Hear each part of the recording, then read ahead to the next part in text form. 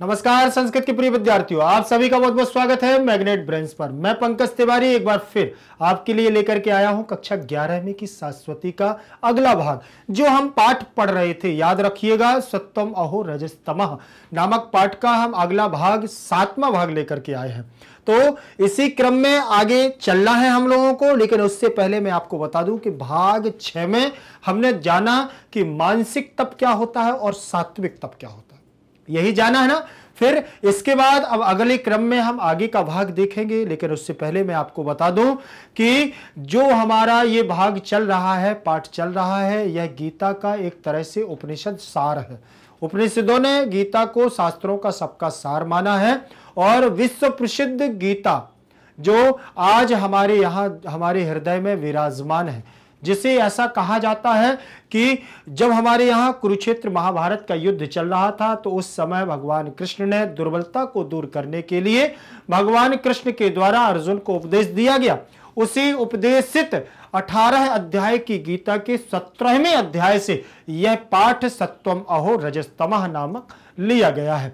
और यह हमारा सौभाग्य है, यह हमारा क्या है, बहुत ही बड़ा भाग्य है कि हमें यह पाठ्यक्रम में मिल गया है पढ़ने के लिए।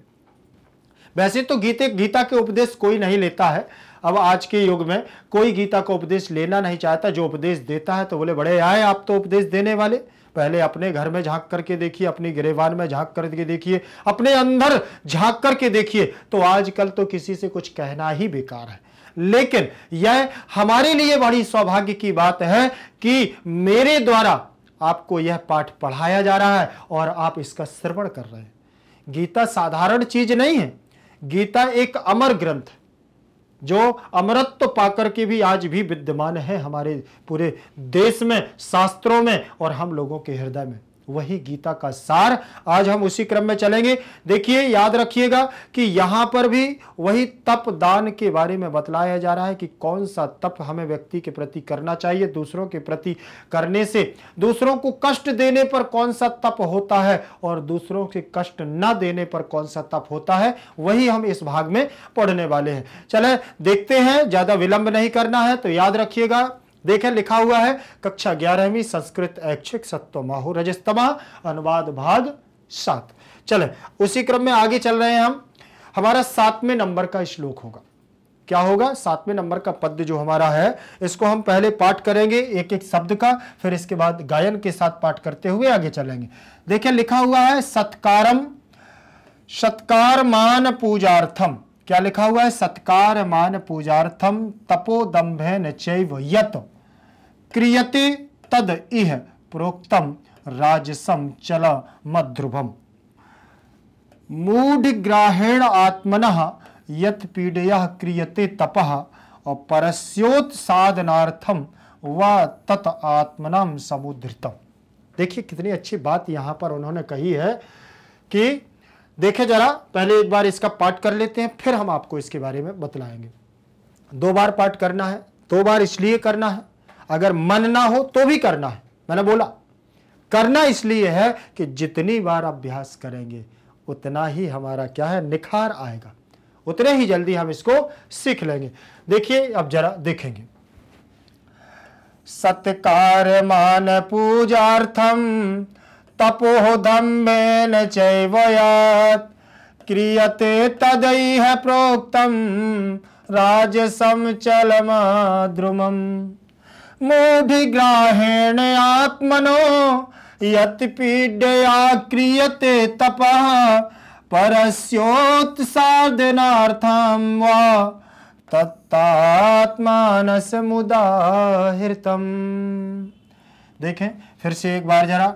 सत्कार मान पूजार्थम तपोदम्भेन चैव यत् क्रियते तदैह प्रोक्तम राजसं चलमद्रुवम् मूढ़ग्राहेणात्मनो यत् पीडया क्रियते तपः परस्योत्साधनार्थं वा तत्तात्मान समुद्रितम समोधित्रम। समझ में आया? चले अब देखेंगे सत्कार मान पूजार्थम। सत्कार जानते हैं? सत्कार क्या है? कभी ससुराल जाके देखना, जानते हैं ना ससुराल, ससुराल समझ रहे, सुख की सार, ससुराल जहां पर क्या मिलता है, बहुत ज्यादा सुकून मिलता है, ठीक है ना। पहली बार जब जाते हैं ना तो घोड़े पर जाते हैं ना, वही तो ससुराल है। अरे विवाह हो जाता है तो विवाह के बाद जो हमें घर मिलता है, हमारी श्रीमती जी का घर, वही ससुराल है, ठीक है ना। वहां जाओगे तो पता चलेगा कि सत्कार क्या होता है। क्या वाह, दामाद जी आए हैं घर पे तो क्या मिलेगा, वहां सत्कार मिलेगा। वही सत्कार की बात कर रहे हैं। सत्कार मान पूजार्थम, सत्कार मान सम्मान और पूजा आदि के अर्थ में देखिए क्या कितनी अच्छी बात कर रहे हैं। सत्कार मान पूजार्थम तपोदम्मेन चैवयात्, सत्कार मान पूजार्थम तपः, तप ऐसे दंभेन चैवयत्, दंभ के साथ, ठीक है ना, दंभ के साथ क्रियते अगर किया जाए, तद यह तब यह प्रोक्तम कहा गया है कि यह राजस चलम ध्रुवम, ठीक, यह राजसी तप होता है, यह राजसी तप होता है जिसे इन्होंने बताया कि सत्कार मान पूजार्थम तपो दंभेन चैवयत् के समान हो तो क्रियते तद इह प्रोक्तम राजसम चलम ध्रुवम। आगे देखे, मूढ़ ग्राहेण आत्मनो, यहां विसर्ग हो जाएगा तो सीधा सीधा हो जाएगा मनः, मूढ़ ग्राहेण आत्मनः, ठीक। अब यहां मूढ़ ग्राहेण का मतलब मूर्ख, मूढ़, मूढ़ मूर्खता के साथ, हट के साथ, मूढ़ ग्राहेण आत्मनो, और यहां पर क्या है, यत पीड़िया, अगर हट के साथ किसी यत पीड़िया, किसी को जो किसी को पीड़ा पहुंचाने वाला, क्रियते पीड़ा पहुंचाने का सम्मान किया जाए या कुछ किया जाए, पीड़ा पहुंचाई जाए, उसे उस तप को क्या कहते हैं, परस्योत्सादनार्थम, कष्ट देना, दूसरों को कष्ट देने वाला, और दूसरों को कष्ट देने वाला और हठ पूर्वक किसी को कष्ट देने वाला, किसी को पीड़ा पहुंचाने वाला, तत्ताम समुद्रतार्थम, और ऐसे किसको कष्ट को हम क्या कहते हैं,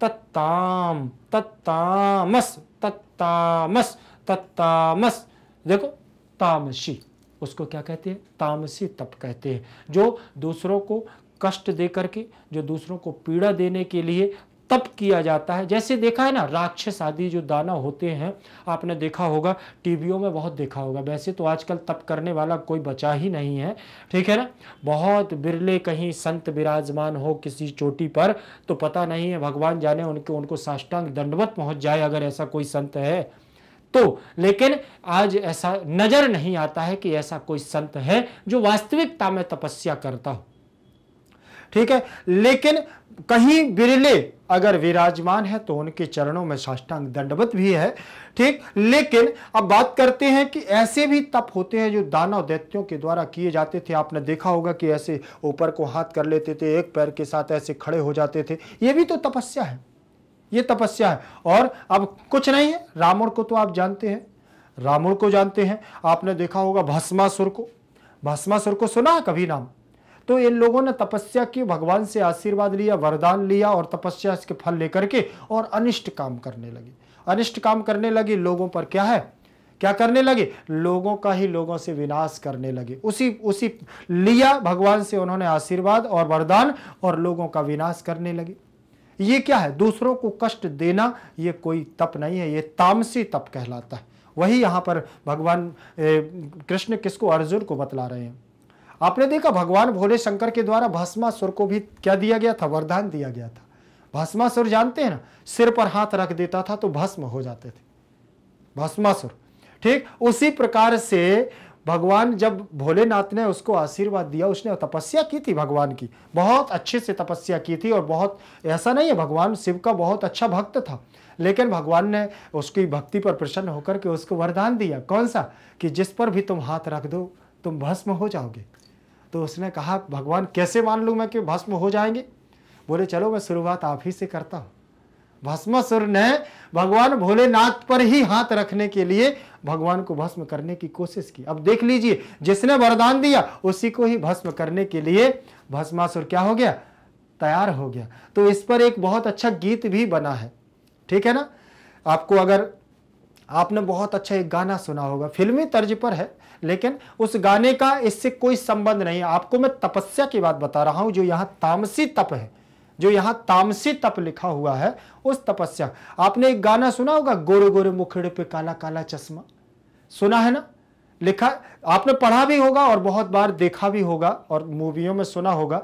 तो यहीं पर है, कौन सा, वो भगवान जो भस्मासुर को वरदान देते हैं कि देखे भोलेनाथ तू तो समय का करे से मां, देखे भोलेनाथ तू तो समय का करे से मां, आगे आगे शिव भागे पीछे पीछे भस्मा, आगे आगे शिव भागे पीछे पीछे भस्मा, ओ देखे भोलेनाथ तू तो समय का करे से मां, आगे आगे शिव भागे पीछे पीछे भस्मा, ताता थैया नाचे भैया बजे रहा बैंड, भस्मा रखे सिर पर हैंड। तो ये क्या है, ये उस समय की बात है जब भगवान शिव ने उसको आशीर्वाद, लेकिन उसकी तपस्या कैसी थी, तामसिक पद्धति, ये लिखा ना तामस, तामस। और वही यहां पर देखो, मूढ़ ग्राहेण आत्मनो, अपनी आत्मा के द्वारा, मूर्खों के द्वारा, हट के कारण दूसरों को पीड़या, हमारे पीड़ा पहुंचाना, और परस्योः उत्साधनार्थम, दूसरों को कष्ट देना, यह तामसिक पद्धति का तप कहलाता है। वो यहां पर ये बतला रहे हैं, ठीक है ना। तो यहां पर जो राजसी तप है और जो यहां पर जो हमारा तामसी तप है, ये दोनों की चर्चा इस पर की गई है, इसमें उन्होंने वर्णित किया है। पहली बात तो ये देख लेंगे, सत्कार मान पूजार्थम, ये हो गया। दंभेन में तृतीय विभक्ति, चैव में वृद्धि संधि, चा एव अर्थात चैव, चा एव यहां वृद्धि संधि, क्रियते यहां पर हमारी आत्मने पद की धातु लगी है, प्रोक्तम प्राधन उक्तम गुण संधि लगी हुई है, प्रोक्तम राजसम चलमत ध्रुवम, मूढ़ ग्राहेण आत्मनो, ग्राहेण अलग हो जाएगा तो तृतीय मान लेंगे, और आत्मनो लग जाएगा तो यहां दीर्घ संधि हो जाएगी। यत पीड़या तृतीया का एक वचन लगा हुआ है, क्रियते आत्मने पद लगा हुआ है, और परस्योत्साधनार्थम, परस्यः उत्साधनार्थम, यहां पर विसर्ग संधि लग गई है। वाह विकल्प वैकल्पिक भाव और का अर्थ है तत्तमसा, तत्तामस, तत्तामस, तामसम उदाहृतम, ठीक है ना। अब देखते हैं हम थोड़ा अन्वय को। अन्वय का मतलब होता है व्यवस्थित क्रम। क्या होता है, व्यवस्थित क्रम। देखेंगे, यत तपः सत्कार मान पूजार्थम च दंभेन एव क्रियते, तत इह चलम अध्रुवम ता तपः राजसम प्रोक्तम, इसे राजसी तप कहा गया है, ठीक है ना। जो तप सत्कार मान पूजार्थ और दंभ के द्वारा किया जाता है उसे हम क्या कहते हैं, अध्रुवम च तपः राजसम प्रोक्तम, ठीक। आगे देखेंगे, यत तपः मूढ़ ग्राहेण आत्मनः पीड़या व परस्य उत्साधनार्थम क्रियते तत् तामसम उदाहृतम, उसे तामसी तप कहा गया है, ठीक है ना। चल आगे देखेंगे, उसी क्रम में आगे चलते हैं और प्रसंग को देखते हैं। क्या लिखा है प्रसंग में क्या बतलाया जाता है, याद रखिएगा। प्रसंग में हमेशा वह बताया जाता है कि जो वर्णन इसमें किया गया है और जहां से पाठ का यह सारा यह अंश लिया गया है। देखें, लिखा हुआ है संस्कृत में प्रस्तुत श्लोके, प्रस्तुत श्लोके मतलब प्रस्तुत श्लोक में भगवता, प्रस्तुत श्लोक में भगवता श्री कृष्ण के द्वारा तृतीय विभक्ति लगी। अर्जुनस्य माने अर्जुन को षष्ठी विभक्ति, अर्जुन की जिज्ञासायाः षष्ठी विभक्ति, अर्जुन की जिज्ञासायाः माने जिज्ञासा को, जिज्ञासा की समाधानार्थ अर्थात समाधान के लिए। अर्जुन की जो जिज्ञासा है उस जिज्ञासा का समाधान कैसे कर रहे हैं, मानवानाम सत्वादि त्रिविध गुणानुसार, मानवों के सत्व आदि जो त्रिविध गुण हैं, सत रज तम, उन गुणों के अनुसार तेसाम आहार विहार दानम, तेसाम आहार उनका भोजन, विहार घूमना, दान, तप आदि के वर्णन प्रसंग के मतलब वर्णन प्रसंग से राजसम और तामसम च तपसा स्वरूपम वर्णितम, राजसी तामसी और तपस्वी आदि तपस्याओं का वर्णन किया गया। प्रसंग देखेंगे हिंदी में, प्रस्तुत श्लोक सत्वम अहो, प्रस्तुत श्लोक सत्वम अहो रजस्तमः शीर्षक पाठ से उद्धृत है। ठीक है ना। प्रस्तुत श्लोक सत्वम अहो रजस्तमः शीर्षक पाठ से है। मूलतः यह पाठ गीता की 17वें अध्याय से संकलित किया गया। इसमें भगवान श्री कृष्ण ने अर्जुन को उपदेश देते हुए सात्विक, राजसी एवं तामसी प्रकृति के मनुष्यों के आहार, विहार, तप, दान आदि के बारे में बतलाया। आदि के बारे में उन्होंने इस पर चर्चा की है कि क्या क्या इनके बारे में हमें बताना चाहिए। ठीक, चले आगे देखेंगे। संस्कृत से फिर हिंदी में हमारे कुछ शब्दार्थ रहेंगे, उन शब्दार्थों को देखते हैं, फिर इसके बाद आगे चलते हैं। देखें, लिखा हुआ है सत्कार मान पूजार्थम, अर्थात सत्कार, मान और पूजा के लिए। सत्कार अर्थात स्वागत सत्कार के लिए, मान सम्मान के लिए और पूजा के लिए दंभेन मान दिखाने के भाव से। मतलब जो सत्कार, मान और पूजा दिखावे के लिए की जाती है, दिखावा अर्थात जैसे कोई आया तो पूजा करने लगे, कोई आया तो उसका सत्कार करने लगे, वैसे कभी किसी का सत्कार करना नहीं है। लेकिन कुछ चीज़ें ऐसी होती है केवल व्यक्ति दिखावा के लिए करता है कि केवल हमारा ऊपर से दिखना चाहिए। वो आपने सुना होगा ना कि ऊंची दुकान फीके पकवान, अंदर की बात कुछ अलग है, बाहर का दिखावा कुछ अलग है। वैसे तो चलते हैं ऐसने ठाट बाट से और अंदर जाते हैं तो वो चीज नहीं मिलती है, वही है दिखावा। तो सत्कार मान पूजार्थम, सत्कार, सम्मान, मान और पूजा जो व्यक्ति दंभेन माने दिखाने के लिए करता है, क्रियते माने किया जाता है, यह वह इस लोक में चलम माने अनिश्चित, अध्रुवम माने नाशवान फल देने वाला होता है। उसका कोई फल नहीं होता है, वो नाशवान है, अर्थात उसका कोई फल परिणाम नहीं मिलेगा। आप पूजा भी करते रहिए, दिखावे की पूजा करते रहिए। आप तो देखा कि 4 लोगों को देखा तो जाकर के मंदिर में राम राम राम राम जपने लगे। तो क्या है ऐसी पूजा का? आपकी अगर वास्तविकता में इच्छा नहीं है और आपकी श्रद्धा नहीं है तो आपकी पूजा करना व्यर्थ है। आप जाकर के दिखावे के लिए डेली जा रहे हैं आप मंदिर में और क्या कर रहे हैं? लोगों की सेवा कर रहे हैं, लेकिन घर में माता पिता की सेवा नहीं कर रहे हैं, वहां जाकर के लोगों की सेवा कर रहे हैं। तो ये भी क्या, ये भी आपका कोई मतलब नहीं है। इस प्रकार का भाव अगर आप दिखावे के लिए कर रहे हैं तो वो क्या है? ऐसा फल नाशवान फल देने वाला होता है। ये हमेशा आपको नष्टकारी और कष्टकारी होगा। ठीक, तो उन्होंने कहा दिया है कि अगर जो दंभ के द्वारा, दंभ के द्वारा, दिखावे से जो काम किया जाता है वह नाशवान होता है। प्रोक्तम इस लोक में कहा गया है। प्रोक्तम माने क्या कहा गया है? और यह मतलब इस लोक में कहा गया। मूढ़ ग्राहेण, मूढ़ता पूर्वक हट से अर्थात जबरदस्ती, हट से आत्मना माने अपने को, हट पूर्वक जबरदस्ती अपने आप को, परस्य माने दूसरों को, अपने आप को या दूसरों को, उत्सादनार्थम माने कष्ट देने के लिए, उदाहृतम माने कहा गया है। अगर कहा गया है कि अगर आप दूसरों को कष्ट देने के लिए और आत्मना अपने आप को हट पूर्वक कष्ट देने के लिए कोई तपस्या करते हैं तो वो कौन सी तपस्या है? तामसी तपस्या। कौन सी? तामसी तपस्या।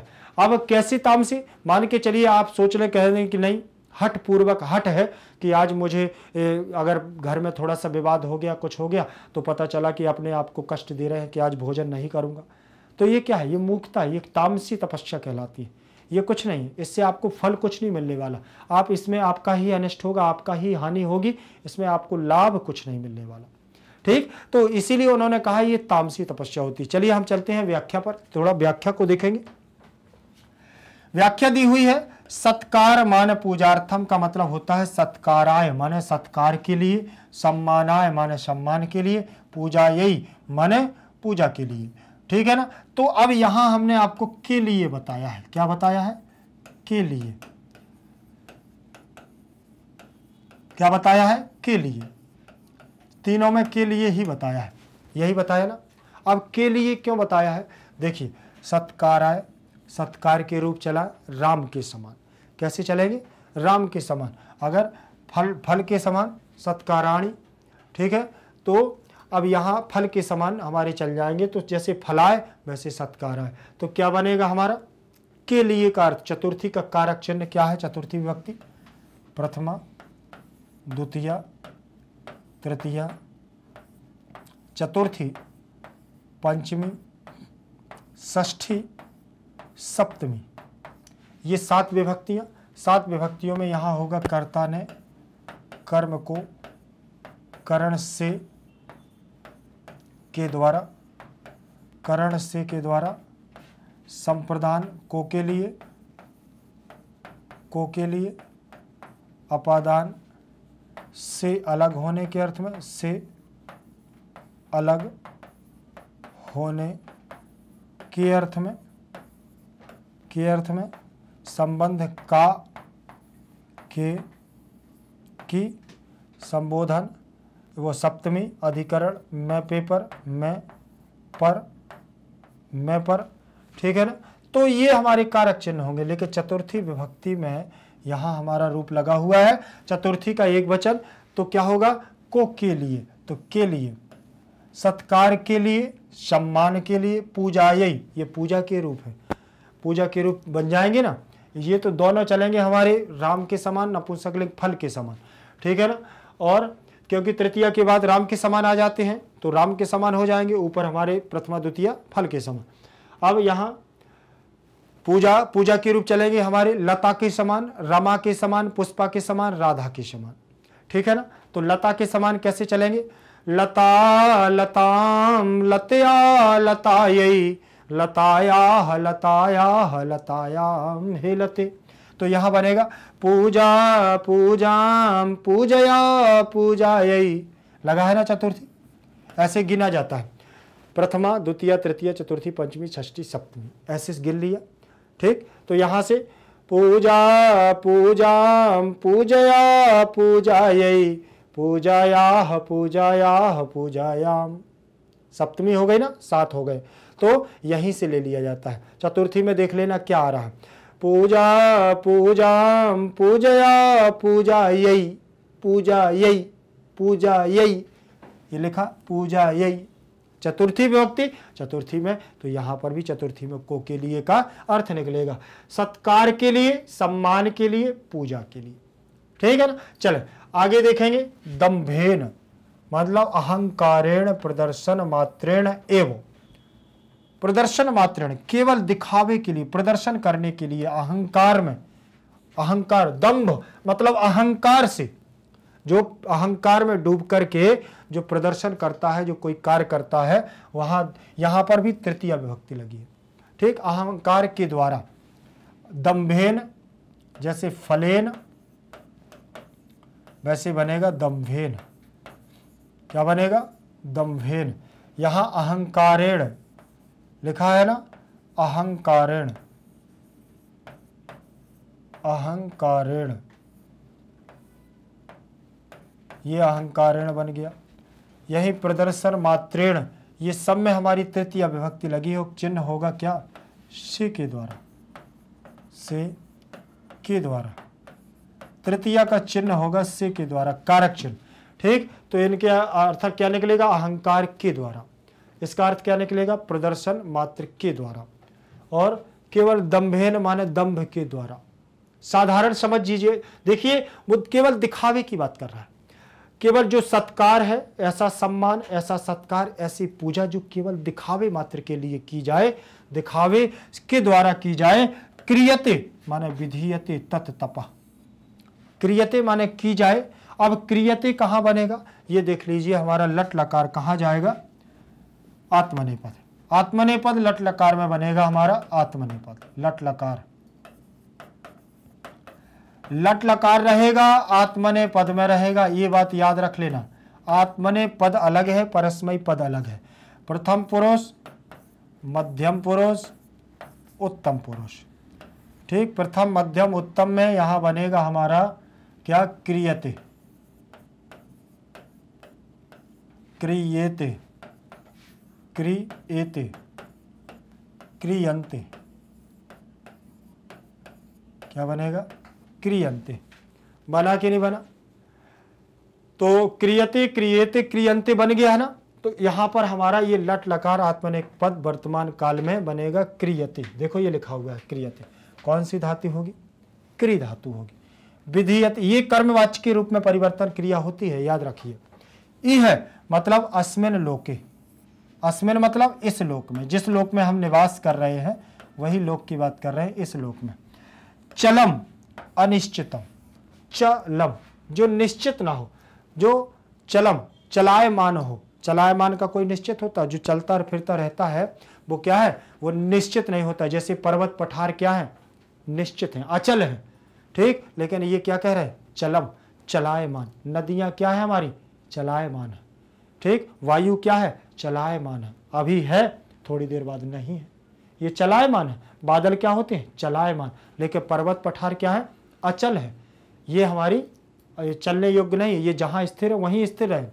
वही इन्होंने कहा है अनिश्चित या अनिश्चित काल में होते हैं और अध्रुवम, नाशवान फल को देने वाले होते हैं। कैसे होते हैं? नाशवान फल होता है, जो केवल सम्मान पूजा और जो सम्मान जो सत्कार होता है वो दिखावे के लिए जो किया जाता है, ये सब क्या है? ये फल हमें हमेशा नष्टकारी होता है। और मान के चलिए आपने आज सम्मान कर दिया और कल अगर वो व्यक्ति आया 10 लोगों को लेकर के, आप उसका सम्मान ना कर पाए, तो फिर तो क्या है? सब पूरा जितना सम्मान किया था आज दिखावे के लिए, एक बार सब पानी में मिल गया, नष्ट हो गई ना आपकी पूरी मान प्रतिष्ठा। इसीलिए कोई भी चीज़ दिखावे, जो आपके पास है वो कार्य करिए, अर्थात बिल्कुल भी कार्य मत करिए। मान के चलिए आपने दिखावे के लिए एक दिन तो आपने उसके लिए आपके यहाँ एक व्यक्ति आया तो उसके लिए आपने आज तो कर दिया, सम्मान दे दिया। एक दिन का सम्मान देने के लिए आपने उसको काजू किशमिश मेवा मवा और मसाला खिला दिया, लेकिन वो 10 लोगों को लेकर के आया, फिर खिला पाओगे आप उसको?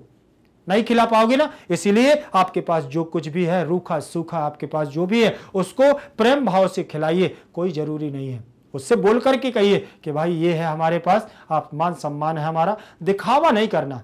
दिखावे वाला व्यक्ति कभी क्या है? सुख प्राप्त नहीं करता है। क्योंकि अगर वो फिर बाद में 10 लोगों को लेकर के आ गया और नहीं दे पाया सम्मान, तो वही आपकी पानी में मिट्टी में मिला के इज्जत चले जाएंगे। आप सब, आपका सब कुछ क्या हो जाएगा?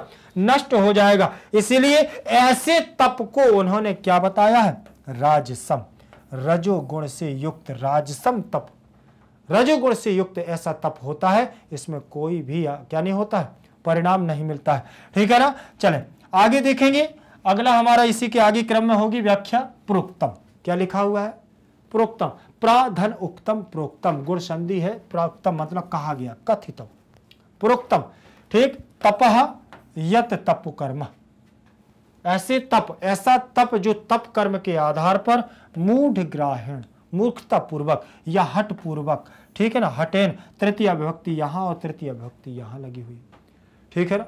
मूर्खता पूर्वक हट के द्वारा अगर आत्मनः स्वाम, अपने आत्मा को कष्ट दिया जाए, अपने आप के द्वारा मूर्खता, अपने आप को क्या दिया जाए? पीड़या माने कष्टेन, अपने आप आत्मा को कष्ट दिया जाए। और क्या हुआ?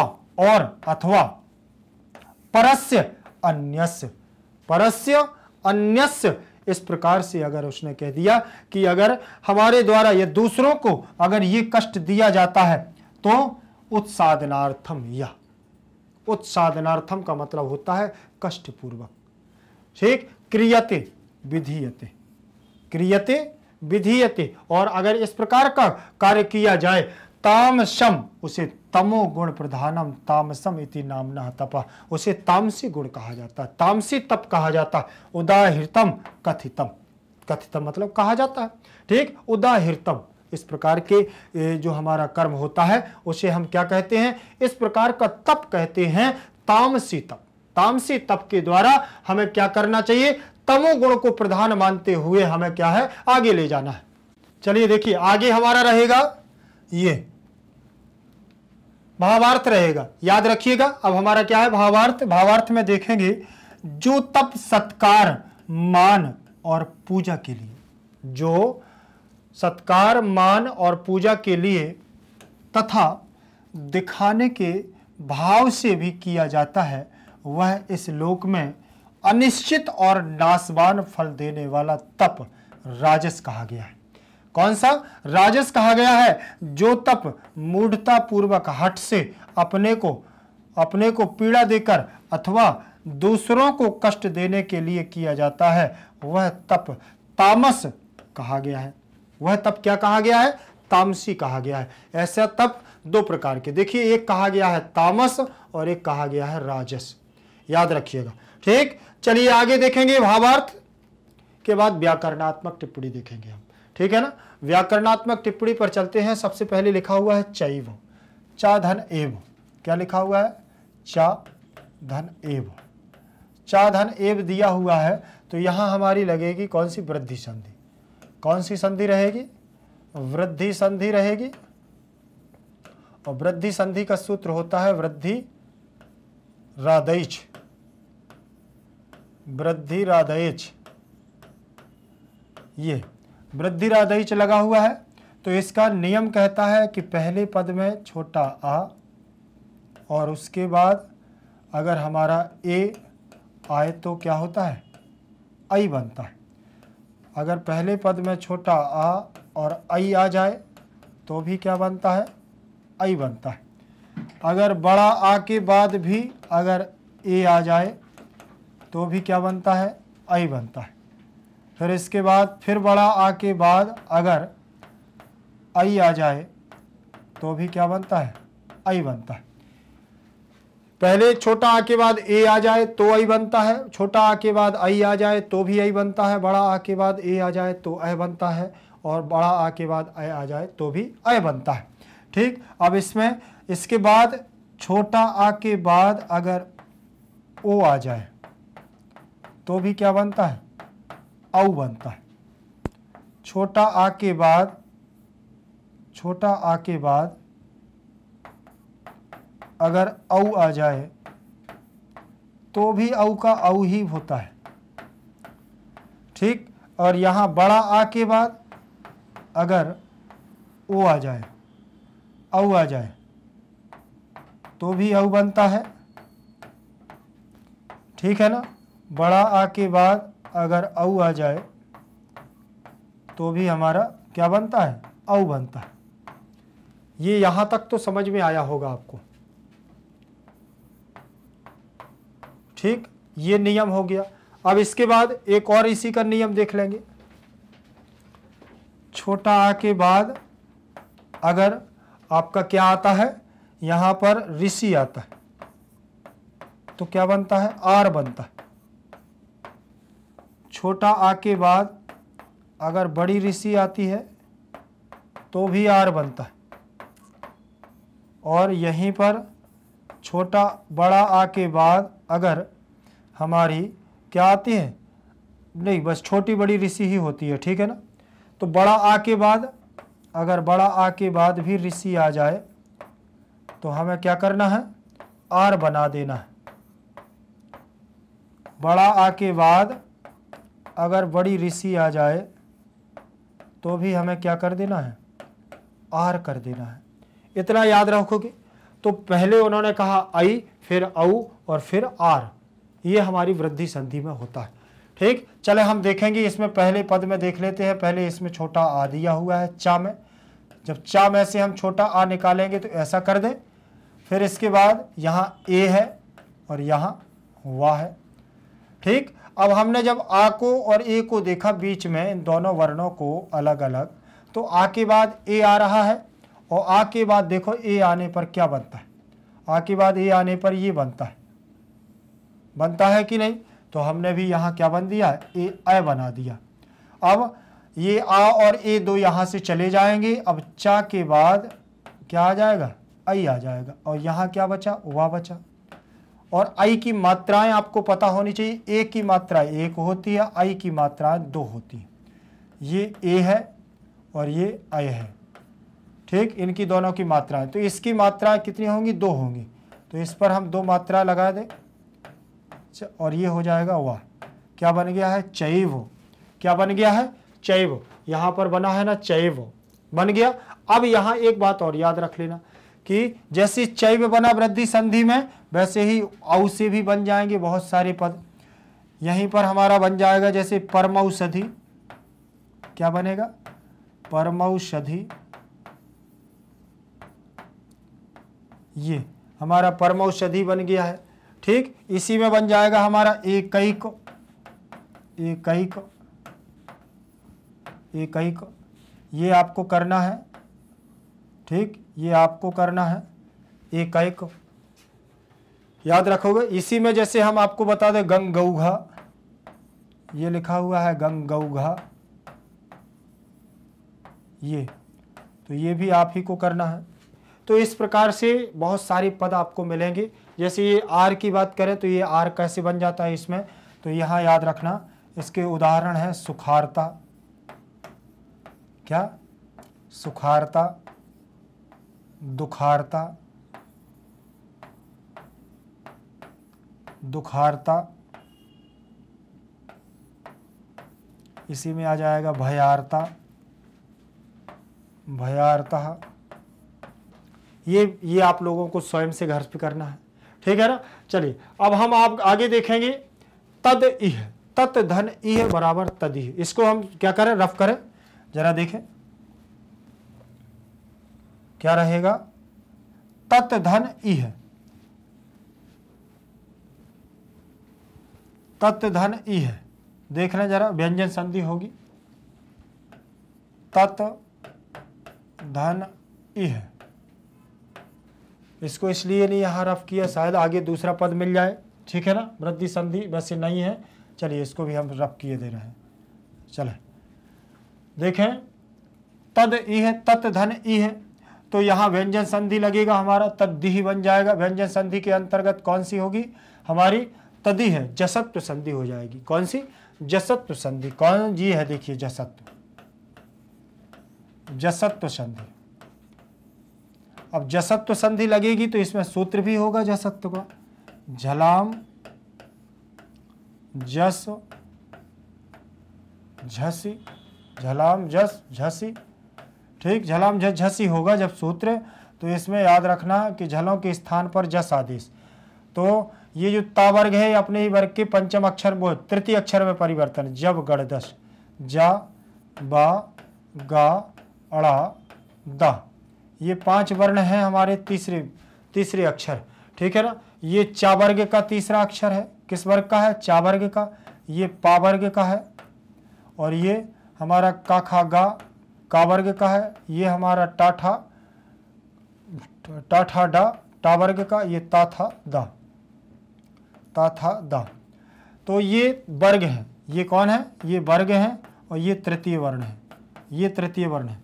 तो ता वर्ग का तीसरा अक्षर दा होगा, तो दा में परिवर्तन करेंगे हम तो ये हो जाएगा तद, और यहाँ हो जाएगा इह, ठीक। अब हम इसको वर्ण सम्मेलन करते कर देंगे तो हमारा बनेगा तदिह, क्या बनेगा, तदिह। और कौन सी संधि होगी, जसत्व संधि, झलाम जस जसी, ठीक है ना, झलाम जस झसी हो जाएगी। और एक और होता है झलाम जसो अंते, इसमें सूत्र आता है, ठीक है ना। तो वो भी सूत्र याद रख लेना है, इसी में मैं लिखे दे रहा हूं, झलाम जसो अंते, झलाम जसो अंते, ठीक। ये दोनों सूत्र इसमें काम करते हैं जसत्व संधि में, याद रखिएगा। इसके बाद होगा प्राधन उक्तम प्रोक्तम, प्राधन उक्तम प्रोक्तम। तो कौन सा हमारा कौन सी संधि होगी, गुण संधि। कौन सी, चले गुण संधि होगी, प्रा धन उक्तम, प्राधन उक्तम प्रोक्तम। तो गुण संधि में सूत्र रहेगा हमारा कौन सा, आद गुणा, आद गुणा, ठीक है ना। गुण संधि, गुण संधि हो जाएगी, आद गुणा हो जाएगा, ठीक है ना। इतना याद रखना है। इसमें नियम क्या होता है गुण संधि में, आ के बाद ई आए तो क्या बनता है, ए बनता है। आ के बाद अगर बड़ी ई आए तो भी ए बनता है। बड़ा आ के बाद अगर छोटी ई आए तो भी ए बनता है। बड़ा आ के बाद अगर बड़ी ई आए तो भी ए बनता है, ठीक है ना। यहाँ पर और देख लेंगे, छोटा आ के बाद अगर ऊ आए, छोटा आ के बाद अगर ऊ आए तो ओ बनता है, ठीक है। छोटा आ के बाद अगर बड़ा ऊ आए तो भी ओ बनता है। बड़ा आ के बाद अगर छोटा ऊ आए तो भी क्या बनता है, ओ बनता है। और बड़ा आ के बाद अगर यहाँ बड़ा ऊ आ जाए तो भी ओ बनता है।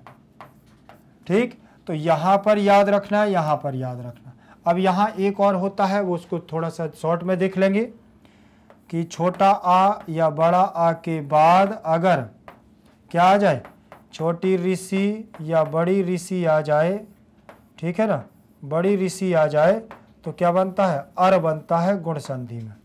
और छोटा आ या बड़ा आ के बाद अगर लिरी आ जाए तो क्या बनता है, अल बनता है हमारा, अल। ठीक है ना, किसमें, गुण संधि में। ये हमारे नियम होते हैं। ठीक है ना। अब यहाँ देखेंगे कि हमारा यहाँ कौन सा नियम लगा। पहले पद में हमने प्रा में आ देख लिया, उक्तम का ऊ ले लिया, दोनों को देखा, दोनों को मिलाने पर क्या बनता है, आ के बाद ऊ आने पर क्या बनता है, ओ बनता है। देख लीजिए, आ के बाद ऊ आने पर हमने क्या बनाया, यहाँ ओ बना दिया, ओ बन गया। अब ओ आ गया जब, तो अब देखेंगे प्रा में से हमारा क्या निकल गया, छोटा आ निकल गया। ठीक, अब यहाँ पर आ जाएगा हमें ओ, और उक्तम का ऊ भी चला गया है, तो यहाँ केवल आधा का और ता बचेगा। ठीक, अब यहाँ इसको मिलाएंगे तो ये बनेगा प्रो, और ये का इसमें जुड़ करके बनेगा प्रोक्तम, कहा गया। बनेगा कि नहीं बनेगा, प्रोक्तम। ठीक, अब इसी से बहुत सारे शब्द इसमें भी बन जाते हैं, जैसे यहाँ बनेगा नरेंद्र, क्या बनेगा, नरेंद्र। ठीक है ना, यहाँ पर बनेगा जैसे इसमें बन जाएगा नागेश्वर, क्या बनेगा, नागेश्वर। तो ये सारे हमारे गुण संधि के हैं। और यहाँ पर इसका एक एक देख लें, जैसे इसी में बनेगा सप्तर्षि, क्या बनेगा, सप्तर्षि। इसी में बनेगा महर्षि, बनेगा महर्षि। और नीचे बन जाएगा हमारा अल आ जाएगा, तो ममलकारः, क्या बनेगा, ममलकारः बन गया, ममलकारः। और इसी में तबलकारः आ जाता है, क्या आता है, तबलकारः, तबलकारः, ममलकारः, तबलकारः। ये सारी चीज़ें इसी में गुण संधि में आ जाती। चलिए आगे देखेंगे। आगे हमारा प्रोक्तम के बाद रहेगा आध्रुवम, ना ध्रुवम इति आध्रुवम, आध्रुवम इति ना ध्रुवम। ठीक है, तो इसमें भी हमारा कौन सा समास होगा, नई तत्पुरुष समास होगा, नई तत्पुरुष, नई तत्पुरुष समास, तत्पुरुष समास, नई तत्पुरुष समास। ठीक है ना।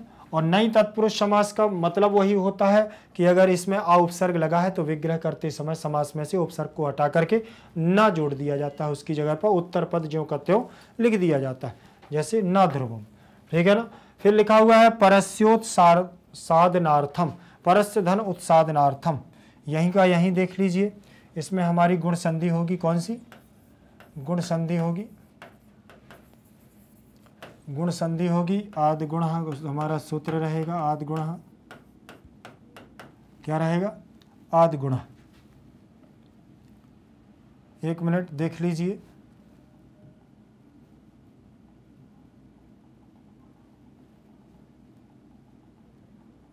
ठीक है, देखें ये आ गया है गुण संधि। ठीक, इसको देखते हैं ऐसे, दोबारा नहीं लिखना पड़ेगा, ये पूरा नियम गुण संधि का हमको पढ़ना है। क्या, परस्य धन उत्सादनार्थम उत्सादनाय इति। ठीक, दोबारा ना लिखना पड़ेगा, इसीलिए इसको बैकअप किया है। अब देखेंगे परस्य धन उत्सादनार्थम, परस्य धन उत्सादनार्थम। ठीक है ना, उत्सादनार्थम। अब यहाँ पर देख लेंगे तो गुण संधि कैसे बनेगी। इस पहले पद में छोटा आ और इसमें ऊ। ठीक, आ के बाद ऊ आने पर क्या बनता है, देखें जरा, आ के बाद ऊ आने पर ओ बनता है ना, तो यहाँ पर भी सेम वही कंडीशन बनेगी, ओ। अब इससे निकालेंगे हम परस्य, क्या बनेगा, परश। तो यह हमारा आधा हो जाएगा और ओ आएगा तो बीच में आ जाएगा। और यहाँ उत्साधनार्थम का ऊ चला गया है, ऊ निकल गया है, यहाँ इसका आ निकल गया है। तो ये दोनों तो मिलकर के क्या बना लिए, ओ बना लिए। तो यहाँ पर आधा ता और साधनार्थम, ये बचेगा हमारा उत्साधनार्थम। बचेगा कि नहीं बचेगा। अब इसकी मात्रा इस पर आ जाएगी तो क्या बनेगा, परस्यो आधा ता साधनार्थम नार्थम। क्या बन गया है, परस्योत्साधनार्थम। गुण संधि आ गई कि नहीं आ गई। तो साधारण ये हमारा ज़्यादा कोई इतना बहुत कठिन शब्द नहीं होता है। इसको अगर अच्छे से देखा जाए और पढ़ा जाए तो अच्छे से पढ़ भी सकते हैं, इतनी बड़ी कोई बात इसमें नहीं होती है, ठीक है ना। अगर कोई भी अगर यहाँ पर दिक्कत भी जाती है तो इसको हम बहुत अच्छे से कर भी सकते हैं, ठीक है। चलिए आगे देखेंगे हम, उसी क्रम में हम आगे देखेंगे। चलिए देखते हैं व्याकरणात्मक टिप्पणी। हाँ, ये भाग भी हमारा क्या हुआ, कंप्लीट। देखिए बहुत छोटे छोटे भाग रख रहे हैं कि आपको समस्या नहीं जानी चाहिए। मैं तो एक साथ भी 2-2, 3-3, 4-4 श्लोक भी करवा दूँ, लेकिन बहुत लंबा वीडियो ऐसे हो जाता है। इस वजह से मैंने बहुत छोटे छोटे भागों को किया है, जिससे कि आप अच्छे से पढ़ सकें और अच्छे से उसको जान सकें, ठीक है ना। और उस पर मुझे भी चर्चा करने में अच्छा लगता है कि ज़्यादा नहीं है, ज़्यादा से ज़्यादा 30-40 मिनट का वीडियो बनता है, तो अच्छे से एक श्लोक को समझाने में अच्छा लगता है। तो याद रखिएगा, आप भी बहुत अच्छे से तैयारी करिएगा। आपको परेशान होने की ज़रूरत है। आप किसी भी माध्यम के हों, चाहे आप हिंदी मीडियम हो, चाहे इंग्लिश मीडियम हो, यूपी बिहार बोर्ड, आप कहीं एमपी बोर्ड, कहीं से भी हों, आपको परेशान नहीं होना है। बस मेरा कहना आपसे यही है कि आपको परेशान नहीं होना, क्योंकि आपका परिवार कौन, मैग्नेट ब्रेन्स परिवार आपके लिए हमेशा तत्पर रहता है और योग्य शिक्षकों के साथ उच्च क्वालिटी की शिक्षा और निःशुल्क देता है आपको। देखिए लिखा हुआ है high quality education. High quality का मतलब उच्च क्वालिटी। उच्च क्वालिटी की आपको शिक्षा इसलिए दी जाती है क्योंकि यहाँ पर आपसे कोई भी पैसा नहीं लिया जाता। यहाँ तो भरसक मेहनत कौन कर रहे हैं, शिक्षक कर रहे हैं और यहाँ की टीम कर रही। तो आपको परेशान होने की ज़रूरत नहीं। आप तो बस क्या है, लाइक करते रहिए, शेयर करते रहिए, कमेंट करते रहिए। और आपको ज़रूरत पड़े नोट्सों की तो आप लिंक पर जा कर के क्या कर सकते हैं, हमसे संपर्क कर सकते हैं और बुक्स और ई बुक्स के माध्यम से नोट्स भी यहाँ से प्राप्त कर सकते हैं, ठीक है ना। तो हमारी शुभकामनाएं आपके साथ हैं। आपके उज्जवल भविष्य की हम शुभकामना करते हैं। मैग्नेट परिवार आपकी शुभकामनाएं करता है। तो धन्यवाद, बहुत बहुत धन्यवाद।